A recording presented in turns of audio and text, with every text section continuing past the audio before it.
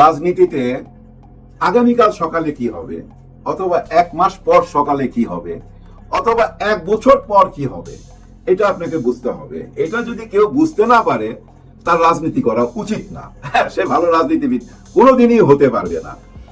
দেখেন, এই যে আজকে যে হারে পাশ করতেছে, ডাকসু নির্বাচনে আমরা দেখলাম, জাকসু নির্বাচনে দেখলাম, এরপরে এই যে চট্টগ্রাম বিশ্ববিদ্যালয় থেকে যে নিউজটা পাইলাম, এটা তো এখন সবাই সামনে। 26 জনের মধ্যে 24 জনই হচ্ছে ছাত্র শিবির। ভাবা যায়? আপনারা খুব অবাক হয়েছেন? আমি কিন্তু খুব একটা অবাক হই নাই। এরকম ফলাফল হবে এটা জানতাম। এই যে আবার নির্বাচনের ফলাফল পাবেন আগামীকাল সকালে রাজশাহী বিশ্ববিদ্যালয়ের, ওইখানেও একই ফলাফল পাবেন। যেখানেই নির্বাচন হোক না কেন, এখন ওই শিবিরেরই জয় হবে, বারবার জয় হবে। আর এই জয়টা তারা কি হঠাৎ করে পাইছে? এটা কি কোনো দুর্ঘটনা? না না না, এটা কোনো দুর্ঘটনা না। রাজনীতিতে দুর্ঘটনা বলে কোনো কথাই নাই ভাই। রাজনীতিতে যদি কোনো ঘটনা ঘটে, এটা বুঝা নিবেন এটা পরিকল্পিত। হ্যাঁ, আগে থেকেই পরিকল্পনা করা হয়েছে, যার জন্য এই ঘটনাটা ঘটছে। আজকে যেভাবে পাস করতেছে, ভূমিধস বিজয় যাকে বলে, এই বিজয় যে আসতেছে, এটা কিন্তু 1 বছর আগে বা আজ থেকে 15 মাস আগেই ওনারা বুঝতে পারছিল। আমরা হয়তো বুঝি নাই, আমাদের বুঝতে সময় লাগছে। আর ওনারা এত অ্যাডভান্স বুঝতে পারছে বলেই আজকে রাজনীতিতে ওনারা অনেক দূর আগায় আছে, অন্যরা অনেক পিছায় আছে। আর যারা এই অ্যাডভান্স বুঝতে পারে যে 1 বছর পর কি হবে অথবা 5 বছর পর কি হবে, তারাই হচ্ছে খতরনাক খেলাড়ি ভাই। হ্যাঁ, খতরনাক খেলাড়ি এই রাজনীতির মাঠে। এদেরকে হারানো খুব কঠিন। দেখেন, মধ্যপন্থী রাজনীতি বলতে রাজনীতিতে কোনো কিছুই নাই। ওই যে অনেকে বলে না আমরা মধ্যপন্থী। ভাই, কিসের মধ্যপন্থী? আপনি রাস্তা দিয়ে যখন চলবেন, রাস্তার বামে যাবেন অথবা ডানে যাবেন, মাঝখান দিয়ে হাঁটতে পারবেন না। মাঝখান দিয়ে হাঁটতে গেলে অ্যাক্সিডেন্ট হবে। আর মাঝখানে তো থাকে ডিভাইডার, ডিভাইডারের উপর দিয়ে হাঁটা নিষেধ, হাঁটা যায় না। আপনি তো যে কোনো একটা সাইড নিতে হবে। এই যে বলে না রাজনীতিতে ওরা বাম দল, ওরা ডান দল। ভাই, বাম আর ডান ঠিক আছে, কিন্তু মধ্যপন্থী ঠিক নাই। আপনি বামের জন যদি ডাইনে যেতে চান, ফুট ওভার ব্রিজ করে ডাইনে চলে যেতে পারবেন, ওই রাস্তাতে, ওই ফুটপাতে। আবার যদি আসতে চান, ওই ফুট ওভার ব্রিজ করে আসতে পারবেন, কিন্তু মাঝখান দিয়ে হাঁটতে পারবেন না। মধ্যপন্থী বলতে কোনো দল নাই। মধ্যপন্থী দলের একটা বিরাট প্রবলেম আছে। তাদের বিরাট প্রবলেমটা কি? ওরা না বলতে পারে ইসলামের কথা মন খুলে, হ্যাঁ, যে আমরা ইসলাম পক্ষের দল, এরকম বলতে পারে না। আবার এটাও বলতে পারে না যে আমরা ওয়েস্টার্ন কালচারে বিশ্বাস করি, এটাও বলতে পারে না। দুইটা ব্যালেন্স করে চলতে চায়। যেমন এই যে নির্বাচন আসলে আমি মাথায় টুপি দেবো, আল্লাহ খোদার কথা কমো, আবার নির্বাচন চলে গেলে অন্য কথা কমু। মানে আমি তো মধ্যপন্থী। আমি সারাক্ষণ তো ওই ধর্মের কথা বললে আমাকে আবার ট্যাগ দিয়ে দিবে যে এরা হলো বামপন্থী। আবার আমি ডান দিকে গেলে বলবো এরা ডানপন্থী। হ্যাঁ ভাই, আপনাকে বাইচা নিতে হবে যে কোনো একটা কিনার। ভাই ব্রাদার, বর্তমানের যুগে, এই যুগে মানুষ বুঝছেন আদর্শটাকে খুঁজে বেড়ায়। তার আদর্শ কেমন সেটাই দেখতে চায়। ওই যে ব্যক্তি বিশেষ, অমুক নেতা বা অমুকের ছেলে, অমুকের সন্তান হয়েছে বলেই উনি খুব ভালো মানুষ হবে, এটা দেখতে চায় না। দেখতে চায় উনাদের আদর্শটা কি। এই আদর্শটাকে যারা সামনে তুলে ধরতে পারবে, এই আদর্শটা যারা সামনে তুলে ধরতে পারছে যে উনাদের আদর্শ কি, ওনারা ভবিষ্যতে কি চায়, ওনারা ক্লিয়ার করতে পারছে। কিন্তু আর এই ক্লিয়ার করতে পারছে বলেই চট্টগ্রাম বিশ্ববিদ্যালয় থেকে এই সুখবরটা পাইছেন আপনারা। প্রত্যেকটা বিশ্ববিদ্যালয় থেকে এই সুখবরটা আসবে। এখন কথা হইলো, বারবার কিভাবে ওরা জিতা যাইতাছে, কেন জিতা যাইতাছে, কারণ কি? শুধু ভালো কাজ করছে, ভালো ব্যবহার করছে এই জন্য সব বিশ্ববিদ্যালয় সব ছাত্রই কি শিবির করে? নিশ্চয়ই না। এখানে ছাত্র দল আছে, ছাত্র লীগও তো আছে। ছাত্র লীগের তো সবাই ভাইগা যায় নাই ভাই। ছাত্ররা ক্লাস করতেছে, লেখাপড়া করতেছে, তাই না? হয়তো যারা অপরাধ করছে আর যারা পালায় গেছে তারা হয়তো নাই, কিন্তু 90-95 ভাগই তো আছে। তাদের ভোটগুলা কোথায় গেল? তাদের ভোটগুলা কেন ছাত্র দলকে দিল না? ছাত্র দল আর ছাত্রলীগ ওনাদের তো আদর্শ খুব কাছাকাছি। স্বাধীনতার পক্ষের শক্তি দুজনই, হ্যাঁ, দুজনই স্বাধীনতার পক্ষের। আর স্বাধীনতার বিপক্ষের শক্তি এই ছাত্র শিবির। যে ছাত্র শিবিরকে আমরা জানতাম কাইটা ফালায়, মাইরা ফালায়, কাটেল করে, এই ছিল তাদের ইমেজ। কিন্তু এই ইমেজটা 1.5 বছরের মধ্যে ঘুরে গেল, সবকিছু চেঞ্জ হয়ে গেল।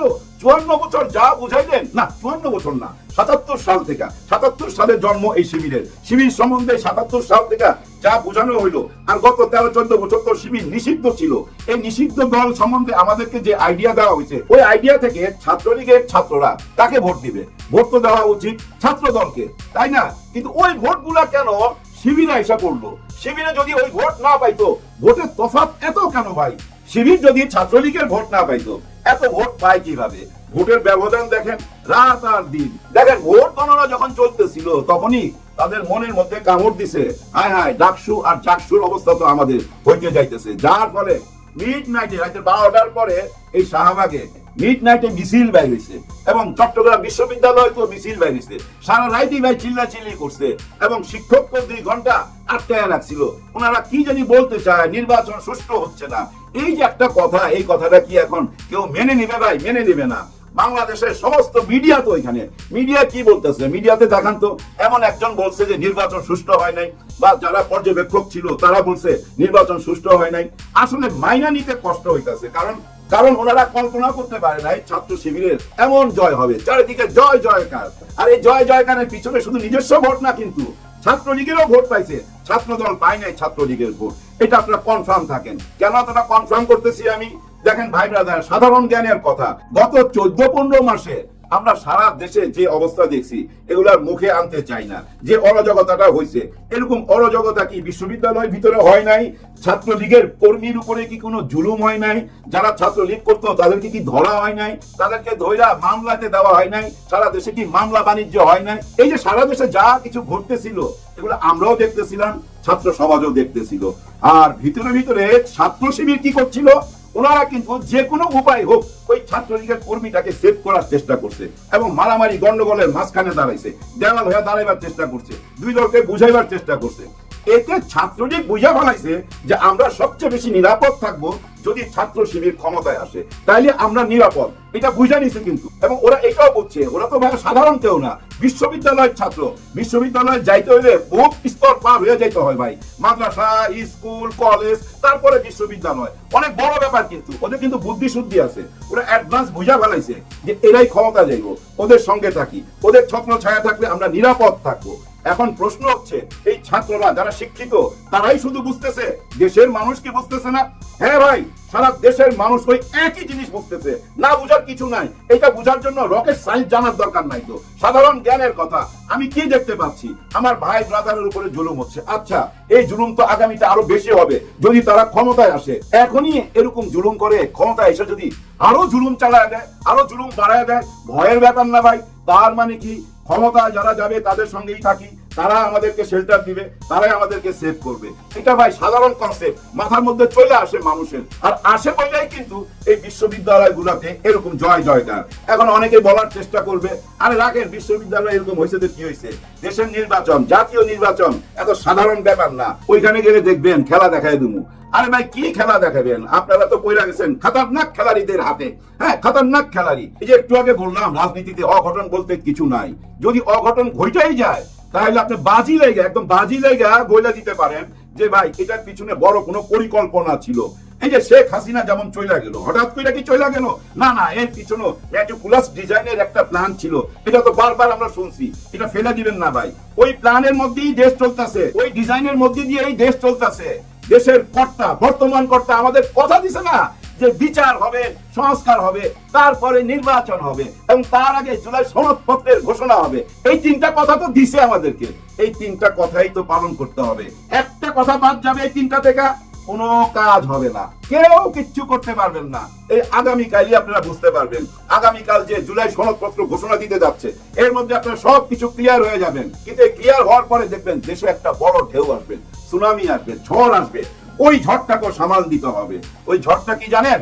ওই ঝড়টা হলো কিছু দল, হ্যাঁ কিছু দল মেনে নিবে না, এই জুলাই সনদপত্র মেনে নিবে না। তখন ওরা কি বলবে জানেন? আমরা একমত হয়েছিলাম, কিন্তু আমরা তো নোট অফ ডিসেন্ট দিছিলাম, তারপরেও কেন এটা এখন সামনে আনা হলো? আমরা তো এগুলো সবকিছুই করবো সংসদে যায়, এখন কেন? আমরা তো এই ব্যাপারে নোট অফ ডিসেন্ট দিয়ে রাখছি। নোট অফ ডিসেন্টটা কি জানেন? এটা হলো যে আপনি একটা প্রস্তাব দিলেন, আমি একটা প্রস্তাব দিলাম, উনি একটা প্রস্তাব দিল। এই 3টা প্রস্তাবের মধ্যে আমি বললাম ঠিক আছে আমি একমত, কিন্তু এই ব্যাপারে আমার কিছু লিখিত বক্তব্য আছে যা আমি পরে পেশ করব। এই মুহূর্তে আমি একমত, কিন্তু পুরোপুরি একমত না। আমার নোট অফ ডিসেন্ট দেওয়ার পর আমরা এটা বিবেচনায় আনবো সবাই বৈশা ভবিষ্যতে, মানে মাইনা নিছি, কিন্তু এটা পালন করা হবে, বাস্তবায়ন করা হবে ভবিষ্যতে। ওই ভবিষ্যতের কথা কেউ মানবে না তো ভাই, মানতে পারে না। মাইনা না নিলে তারা কি করবে? আন্দোলন করবে, রাস্তায় নামবে। রাস্তায় নামার পর দেশের জনগণ যদি তাদেরকে সাপোর্ট দেয় কোনো অসুবিধা নাই, আর দেশের জনগণ যদি সাপোর্ট না দেয় তখন কি হবে? এই আন্দোলনে নামার পর যদি আন্দোলনটা কোনো কারণে সফল না হয় তাহলে ভাই আরো বড় বিপদ সামনে, এটা বুঝা নিয়েন। আপনাদের সবাই বুঝতে হবে খাতারনাক খেলাড়িদের হাতে দেশ চলে গেছে। হ্যাঁ ভাই, এই খাতারনাক শব্দটা নেগেটিভ অর্থে না, যারা আসলে পাক্কা খেলোয়াড়, এই খাতারনাক শব্দটা আবার নেগেটিভ অর্থে নিয়েন না, এটা খুব পজিটিভ অর্থে, খুব ভালো খেলোয়াড় যারা আসলে খেলতে জানে। ভাই ব্রাদার, একটা জিনিস মনে রাখবেন, দেশপ্রেমিক মানুষ সব জায়গায় আছে, আমাদের জনগণের সাথেও আছে, এবং এই দেশ যারা পরিচালনা করে, এই দেশ যারা রক্ষা করে, তাদের ভিতরেও আছে, সব জায়গায় আছে দেশপ্রেমিক মানুষ। এই দেশের জনগণ সত্যিকারের একজন নেতা খুঁজতেছে ভাই, সত্যিকারের একজন নেতা। আর সত্যিকারের নেতা কে জানেন? সে নেতা হইতে পারে না যে আদর্শ খুঁজা বেড়ায়, আর সত্যিকারের নেতা সে কোনোদিন হইতে পারে না যে আদর্শ খুঁজা বেড়ায়। সত্যিকারের নেতা হয় সেই যে আদর্শ জন্ম দিতে পারে, নিজে আদর্শ জন্ম দিতে পারে। ডাক্তার শফিকুর রহমান স্যারের কথা খুব মনোযোগ দিয়ে শুনবেন, উনি কিন্তু আদর্শ জন্ম দেয় ভাই। উনার যে একটা আদর্শ আছে, সে আদর্শ নিয়ে তো জামাত ইসলাম, ছাত্র শিবির উনারা চলতেছে, কিন্তু উনার কথার মধ্যে আদর্শ জন্ম দেয়। উনি বলছে না এই দেশে দুর্নীতি মুক্ত করতে হবে, এইটাই ছিল উনার বড় চাওয়া। একটি দেশ যখন দুর্নীতি মুক্ত হয়ে যায় না, সেই দেশই ভাই উন্নতি করতে পারে। দুর্নীতি মুক্ত না হলে কোন দেশ কোনোদিন কোনো কিচ্ছু উন্নতি করতে পারবে না। দুর্নীতি মুক্ত একটা বাংলাদেশ চাই, আর কিচ্ছু চাওয়ার নাই। ডাক্তার শফিকুর রহমান স্যার আমাদেরকে কথা দিছে দুর্নীতি মুক্ত একটা বাংলাদেশ দিবে। সেই দুর্নীতি মুক্ত একটা বাংলাদেশের অপেক্ষায় রইলাম, আর অপেক্ষায় রইলাম আগামীকাল শুক্রবার জুলাই সনদপত্রের ঘোষণা। এই ঘোষণা আসার পরে আবার ঝড় আসবে, কিন্তু মনে রাখবেন, ঝড়ের পরে নীল আকাশ দেখতে অনেক সুন্দর। খেয়াল করে দেখবেন, যখন সাইক্লোন হয়ে যায়, ঝড় হয়ে যায়, বৃষ্টি হয়ে যায়, তারপরে রাস্তায় বাইরে দেখেন ডালপালা ভাঙা পড়ে রয়েছে, কিন্তু সমস্ত আকাশ পরিষ্কার, গাছপালা গুলো একদম সবুজ। ঝড়ের পরে নীল আকাশ দেখতে অনেক সুন্দর।